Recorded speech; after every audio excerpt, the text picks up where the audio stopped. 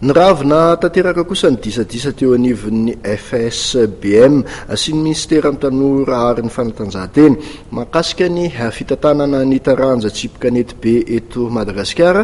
Anisan'ny vaovao mahasarika ny mpanaraka ny fanatanjahantena malagasy tokoa mahakasika ity taranja tsipy-kanety be ity izay nisehoana disadisa tato ato ary ao anatin'ity fanadihadiana ity ary mahakasika izay firavonan'ny disadisa izay.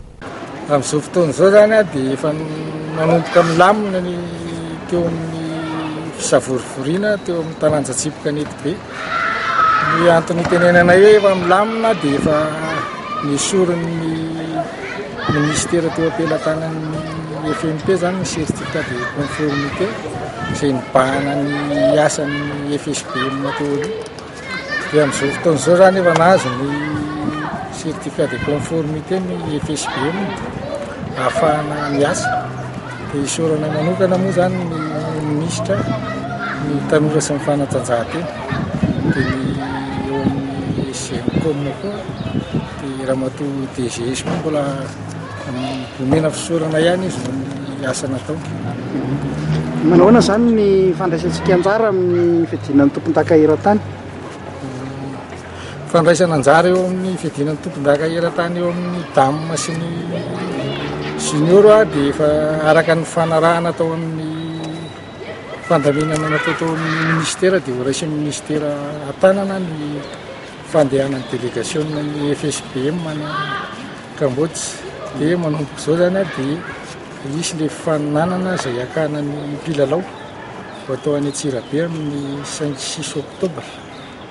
Dia mbola mamerina fisaorana ihany koa ny ministera izay iantoka ny fandehanana makana Kambodja zany satria anisan'ny manafaka ny saza tokony hilatsaka ao amin'ny Madagasikara ny zavatra nataon'ny ministera dia isorana manokana izy.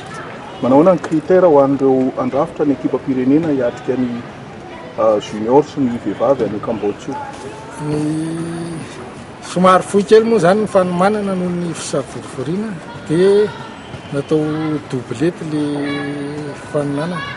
Dia ny anankiroa zany ny FSBM no mijery hoe izy no afaka tokony handray anjara. Ny eo amin'ny junior matsy izay hoe maha-junior azy zay dia miova foana fa tsy mety efa lasa senior indray zany ilay junior tompon-daka dia efa miova indray ny mpilalao. Dia somary sarotsarotra ihany aloha zany ny ahafahana maka an'izay. Dia manomboka izao zany dia ny FSBM mandray anjara, mandray an-tanana ny fikarakarana ny faninanana eto an-toerana. Izany hoe tokony mila zany raha itsy ilay izy zany tsisy afaka mikarakara fifaninanana intsony zany raha tsy mahazo lalana avy amin'ny FSBM. Izany hoe mila mifangatahana zany aty amin'ny FSBM ireo te-hanao fifaninanana. Dia eto zany zay dia mbola manitsy manamafy kely ihany ireo olona voasazy sy tao anatin'ny FMP izay tsy ankatoavan'ny fédération iraisam-pirenena dia tokony tsy mbola anakorotana intsony indray eo amin'ilay fandraisana andraikitra amin'ilay fifaninanana. Dia mba miangavana ministera koa izay mba hijery an'ireo olona ireo satria lasa mbola misy foana zany ny fanakorotanana nefa zavatra efa tokony ilamina.